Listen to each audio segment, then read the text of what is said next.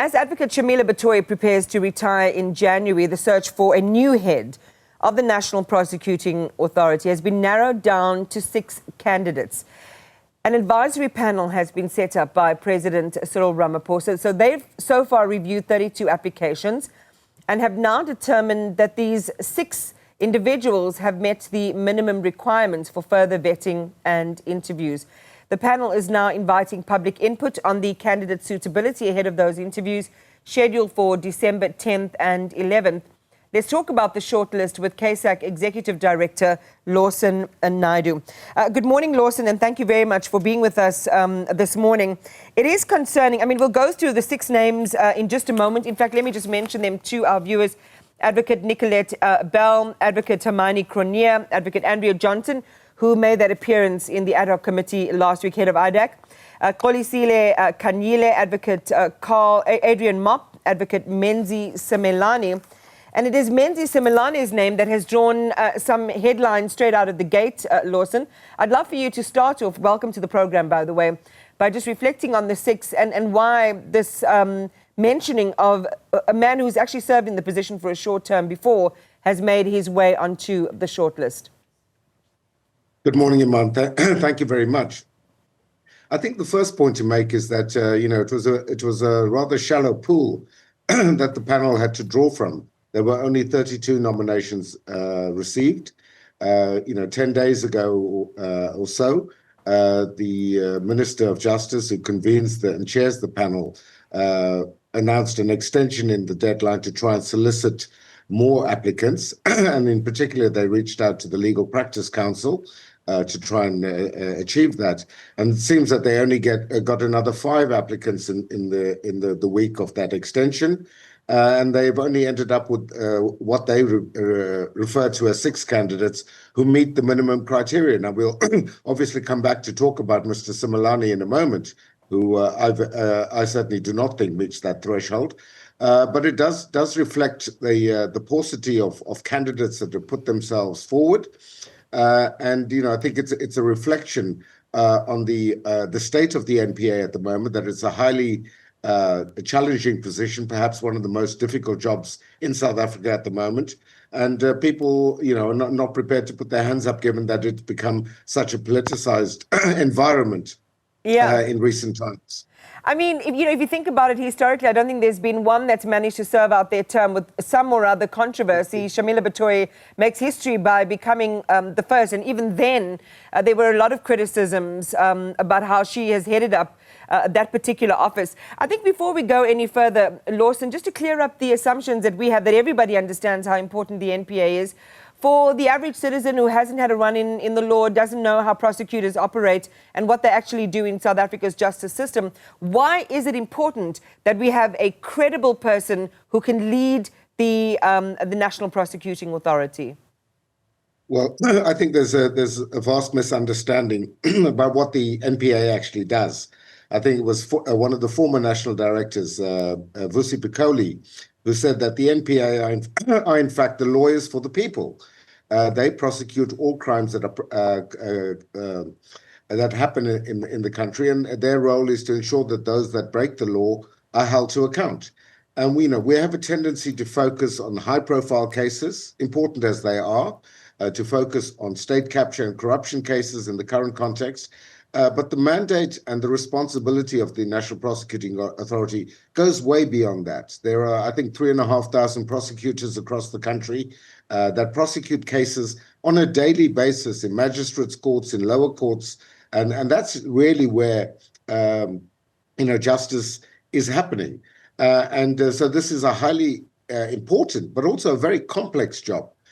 To manage an institution of this magnitude that plays such an important role in our constitutional framework. So I think we need to be looking, the panel certainly needs to be looking, not just at people who have prosecutorial experience, important as that might be, but people that have the credibility, but also the capacity to manage effectively a very complex organization. And I think, if you look at the 6 candidates there, their managerial experience, I think, would be on the rather thin side.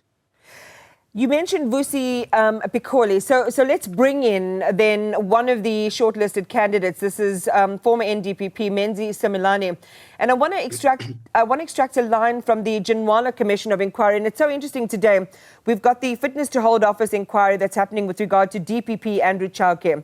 Pikoli was at this Ginwala Commission was all about his fitness to hold office, and that's where this testimony of Menzi Simelane came into focus. And this is what Ginwala had said. 6 of the accusations leveled against Pikoli by Simelane were spurious and are rejected as being without substance and may have been motivated by personal reasons. With regard to the original government submission, many complaints were included that were far removed in fact and time from the reasons advanced in the letter of suspension as well as the terms of reference. I mean, it goes further deeper into all of that. But you know, some have argued and said, well, Simelane wasn't found unfit to practice as an advocate, and in fact, there were no definitive findings with regard to his performance as NDPP. But the Concourt did invalidate the former President Jacob Zuma's appointment of him back in 2012 due to the findings from the Ginwala Commission of Inquiry. So do you think it's curious that he's made his way back into the pool this time round, given this background? I don't think it's just curious, Iman. I think it's flabbergasting because, you know, as you might recall, I worked alongside Dr. Ginwala during that inquiry.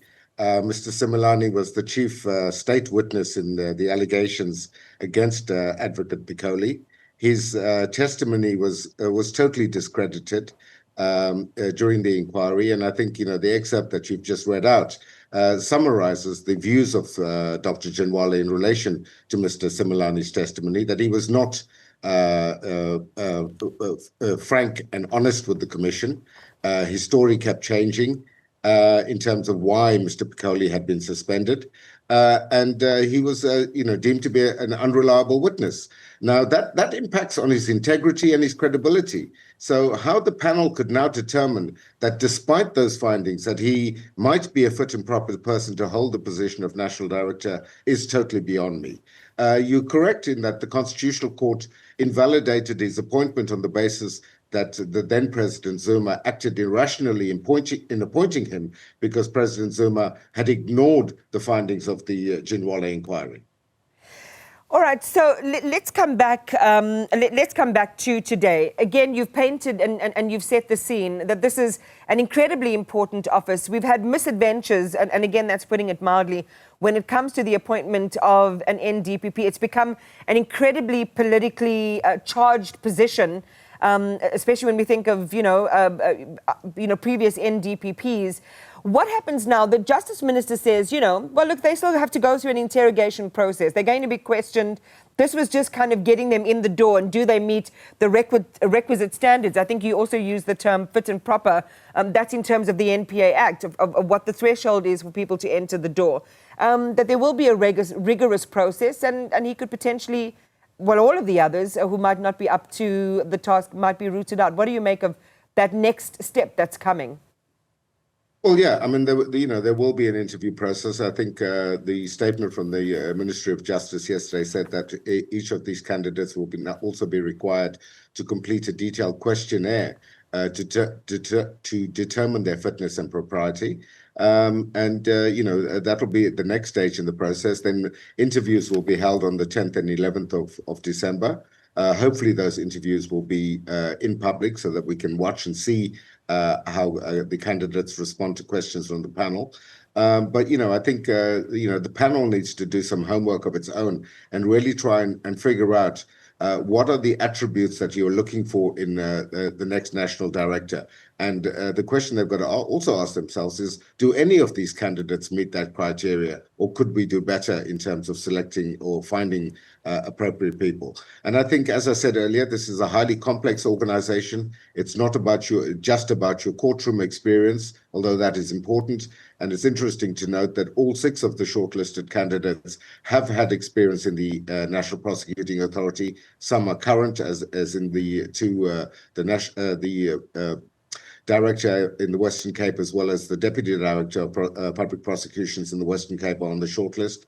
So it's good to see that there are some. But what is perhaps also concerning, Iman, is that none of the current Deputy National Directors are on that shortlist. We know that two of them are going to also be retiring next year, but it shows a lack of proper succession planning within the institution. And this is something that sits at the door, not of the incumbent National Director, Shamila Batohi, but very much at the door of the President and the Minister of Justice, who are ultimately responsible for appointments to senior positions in the NPA. It doesn't even sound, Lawson, like you like any of these for this appointment. Anyone else that you think, okay? Well, I'm not going to speculate or mention any other names, but, I certainly think that, we need somebody who's going to come in and have the respect, not just of the South African public, which is critically important, but to be able to continue the journey that Advocate Batohi has commenced in terms of restoring staff morale within the NPA. And I know there's been lots of criticism of Batohi's tenure, and some of it valid, some I think invalid. But one cannot deny that the NPA is now certainly in a better place than it was when she took over 7 years ago. And we need somebody who's going to come in and continue that path, continue that journey of restoring public confidence in ensuring in interactions with government that the full autonomy and independence of the NPA is put in place, so that they're not reliant and don't report to Parliament, for example, through the Department of Justice. They're able to get their own budgets directly from Parliament and not via the Department of Justice, to ensure that autonomy that can enhance the effectiveness of the NPA. So those are some of the challenges that are going to be sitting on the inbox of the incoming National Director. And those are the sorts of questions that I think I would want the panel to be asking of each of these candidates, how they're going to go about that critical work. And you don't want it to be hamstrung, given the task that faces them, to be hamstrung by questions around their own personal credibility. You want them to be fit and proper. You want them to be able, and the public to be able to focus on the work that they actually deliver. CASAC Executive Director. Lawson, we're out of time. I'm so sorry. But thank you for your time this morning. Do appreciate it.